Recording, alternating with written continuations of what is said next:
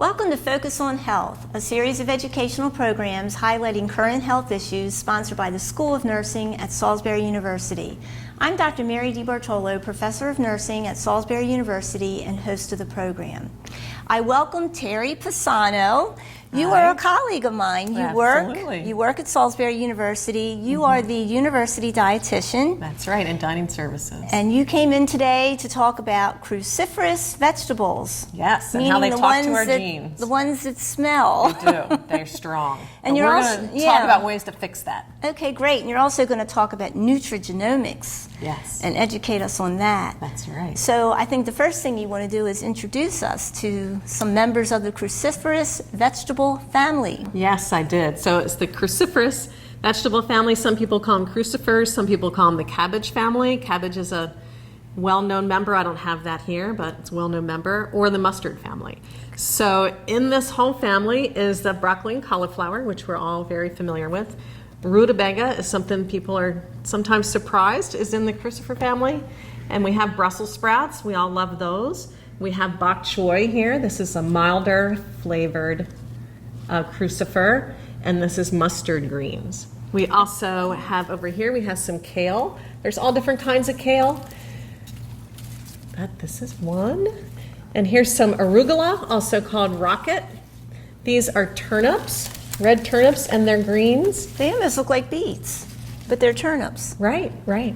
And these are some radishes. So radishes, all different colors. This is the bright purple ones.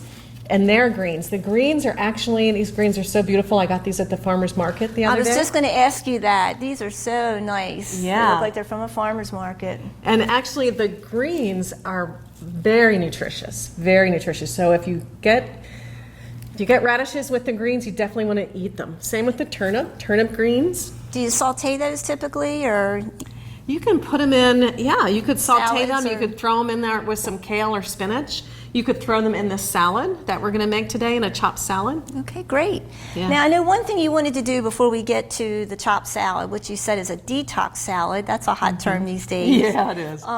You also wanted to talk about nutrigenomics. So tell us Right. about that, what that is. Nutrigenomics is how nutrition talks to your genes. So we all have our own unique set of genes. So one example of that is, do you love cruciferous vegetables, or are they a little too pungent for you? I eat most of them, yes. I Yeah. love Brussel Yes, sprouts. I don't eat much rutabaga, I have to admit. My mother made them when I was little growing up, but I don't make them myself. But I eat broccoli, cauliflower, Brussel sprouts. Right. Very Some people good. find them really pungent and earthy, and they really don't like to eat them. And that is actually a genetic expression. So you might think somebody is just being picky or something, but they actually taste the food differently. And that's a genetic expression. So, and that's the kind of thing we're going to be approaching with food, is our individual genetic expression. Well, Brussels sprouts, I think, wins that contest. I know most kids growing up, are just opposed to Brussels sprouts, and they're so popular now, in restaurants and such. So, what else does nutrigenomics mean? Yes, nutrigenomics is a science of how food communicates with our genes. So we all have a different gene footprint in our body. The nutrigenomics shows us how food is information for our body. It's a new way to look at food. We want to give our information, we want to give our body the information that it needs. And the cruciferous vegetable, preference or not, is a prime example of that. Yes, because what it can do, if we prepare it in a certain way, which we'll show today, it can turn on a gene that's going to give us a lot of antioxidant power. So we know that antioxidants are important to fight inflammation, and we know that inflammation is underlying a lot of chronic disease. So if we want to put out those fires of inflammation, cruciferous vegetables must be on our plate. And I know one example of that is there's new research about inflammation being a piece of Alzheimer's, and diet being such an important component, eating a healthy diet. Yes, absolutely. So what are we going to make today? You say a detox salad? We're going to make a chopped salad. Okay. And the one that I'm using is called a detox salad, so that's the recipe that people will use. But it's a very flexible recipe. And the wonderful thing about this recipe is that we chop up the cruciferous vegetables. So we've chopped them really fine. And what this does is it releases an enzyme which then makes sulforaphane in the vegetable. That's a big word. What is that exactly? Yes, it is. Well, it's a phytonutrient. Okay. So phytonutrients, you might have heard like beta-carotene or flavonol. Sulforaphane is one of them. Okay. One way to make sure you get a lot of phytonutrients in your body is simply to make sure you have a lot of color on your plate. So the colors identify them. There's thousands of them. We don't want to know those words like sulforaphane, beta-carotene, just too much to hold on to. Right. But if you look at your plate and say, okay, what colors do I have? So we have these radishes. There's red radishes, but look, there's purple radishes. There's white turnips and there's red turnips. So we want to have that variety in there. Well, we've always heard about leafy greens and eating your carrots and peppers. Those deep, rich colors are very healthy for you. Yeah, so you want the reds, the purple, the white, the green, the orange, the yellow. You want them all in there as much as you can get every day. So there is an advantage to chopping the vegetables into smaller pieces because you're potentially releasing more of the healthy nutrients. In the case of crucifers, Okay. because they have, when you chop them, releases an enzyme which then makes the sulforaphane. And then sulforaphane is more stable with heat. So if you cook them, you get more of that antioxidant. So we're going to use them raw. If you cut them and then hold them for about an hour, so it takes a while for the sulforaphane to form, you're going to get more of it in there. Get more bang for your buck if you wait. More bang for your buck. Very if you nice. chop them ahead of time and then cook them. And then when you cook them, you should cook them lightly, like a light steaming, a saute, a stir fry. Don't want to overdo them. The longer you cook them, the more you're killing a lot of those phytonutrients that you want. That seems to be the problem with Brussels sprouts. People tend to just overcook them, and they really don't need to be overcooked. So very good. You gotta find that ground where you like them, because it's all about what we like. We're not going to eat anything we don't like. So you want to find that ground where you like them, so they're cooked enough but not overcooked. Right. And we're also going to talk about some ways to change the flavor profile. So if you think that cruciferous vegetables are too pungent for you, then we're going to talk about some ways to change that flavor profile, and we're going to do that in this recipe. Okay, let's get started. All right, so we have some cauliflower we've chopped out really well. So you can do this by hand, or you could put it in the food processor. So there's no lettuce in this salad. It's going to be all there is no chopped lettuce. veggies. So I'm not going to put all this broccoli in there. I'm going to put some of it in there. And then this is kale. So this is that kale that we have over here. But you could chop up any leafy green. So we're starting with broccoli and cauliflower. I personally like cauliflower more than broccoli when it's raw, so I put a lot more cauliflower in when I make it for myself. I noticed that. Yes, than I do broccoli, but we can always adjust that. So then the leafy green is this kale, but we could also use like these radish greens would be lovely in there, maybe some arugula. Could you use the mustard greens? Or You could use any of them. This one is milder, the bok choy, so you might want to put that in there to get the flavor profile down. Because most people think of bok choy with Chinese cooking, but you can use it for... Oh, absolutely. Okay. Absolutely. Just chop it up and put it in there. Okay. If the strong flavor is too much for you, you can get vegetables that are a little younger. Like this arugula. This is pretty big arugula. This is pretty peppery and strong. But if you get a younger plant, it's going to have a milder flavor. Like the baby arugula you can buy in a bag at the store, which is convenient. Yes. It works. It's good. I love arugula. It's very good. Alrighty, so then we have some parsley we're putting in here. Very good for us. And then some carrot, because we want a bunch of color, right? So we have... That'll do it. Yeah. So to change the flavor a little bit, we're going to add some sweet. So you put a little dried fruit in there. So I have golden raisins here. Dried blueberries would be good. Dried cranberries would be really good. Any dried fruit that you like. And we could add more than that. I might even add more than that. So then we're going to put some nuts in there. So that'll add some crunch and add some deeper flavor. And nuts are good for you. That's right. We have almonds and we have sunflower seeds in there. So 2 kinds of crunch, huh? 2 kinds of crunch. And we can stir these up. Now I also have over here a beet, just to add some more red. I was going to say we need some red. Yeah. So this isn't actually in the recipe. You can just change improvise it. as you like. It's a chopped salad. You can put anything you want in there. So yes, red beet. red beet.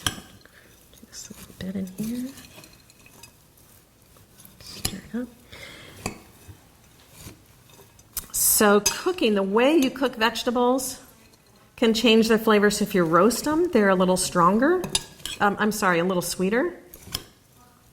So, and for this one, when you add dressings, so acid also, besides cooking, will denature the enzymes that are making this sulforaphane. So you want to put acids on your salad, like the dressing. You want to do that towards the end. So for this one, we're adding a little maple syrup. It's 100% maple syrup. I'm going to put that in there. And then we have lemon. Squeeze that in there. So you could use vinegar, like a light vinegar, like rice wine vinegar. There's so many different vinegars now at the grocery store. They have the white wine, the champagne, such a nice selection to make different dressings. Oh, balsamic's still my favorite. So you're using a whole lemon here. Yeah, well, I'm just going to put a little extra in there. So that is pretty much it. We'll mix it up. Sometimes you let it sit a little bit, let the flavor get in there. Can you add a little pepper to taste, or? Oh, absolutely, a little salt and pepper. Like that. So when you mix them up like this, you're not getting any one flavor too strong. The first time I made this, we're always trying to get vegetables into our loved ones, right? Mm-hmm. Yeah, my husband wasn't really too wild on vegetables, trying to get them in there. But I made him this. I just figured, I'm just going to give it a try. I didn't talk about it too much. I just made it, and he loved it. Nice. Because it's a little sweet. He's got a sweet tooth. So we with the maple syrup. And the fruit. Well, very good. Shall we give it a try? Absolutely. The great thing is, if you don't love it when you first taste it, you just adjust the flavor. So let's try some. All right. Here we go. All right. All right.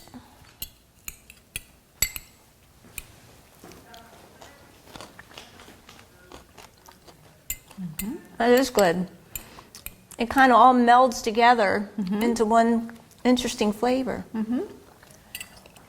So you put your favorite vinegar or your favorite sweetener on there. I like the maple syrup, though. I do too. It's very good. And the fruit is very nice. And the crunch. Not only are the vegetables crunchy, but you got the nuts in there. Right. Right. It's really good.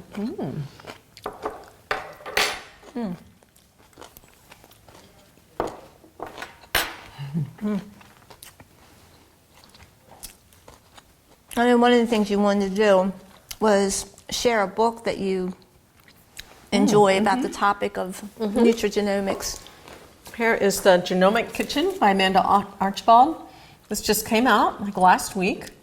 I've done a lot of studying with her in culinary genomics, and she is fantastic. There's loads of information in here. It's good for health professionals, but also it's a lot of practical information on how to get this best nutrition on your plate. Does it have recipes in there? There's a few, but Amanda's more about teaching strategies than recipes. So she's going to tell you, how to do the chopped salad, other strategies to do that. And how to enhance the phytochemicals that you can So you always get the obtain phytonutrients on your plate, so you're talking to your genes. That's what it's all about. Very good. At several different levels. So interesting. Nutrition's come such a long way over the really past few has. decades with what Really we're learning has. about how our bodies operate and so forth. The one thing I want to ask about is, this looks like a lot of work, chopping up all these different things. Right. So are there ways we can simplify this process absolutely. for people who just view this as too daunting of a task to achieve this healthy salad? Right. Okay, well, the first thing is you could use your food processor. So you don't have to do it all by hand. You can do it with the food processor. But also you can get some convenience packages. Like you could buy some vegetables already cut up. You could buy cauliflower, broccoli, flowerets. and add a little bit of whatever leafy green you wanted.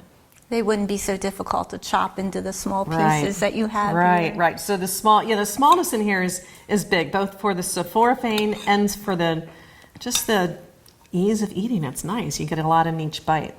But you can use, you could get a slaw mix, like a cabbage mix, and add that in there. And then if you had like a few things that were fresh, maybe some radish leaves or some kale or a little bag of bok choy or something, and cut that up and add it in, then you would have deeper nutrition in there.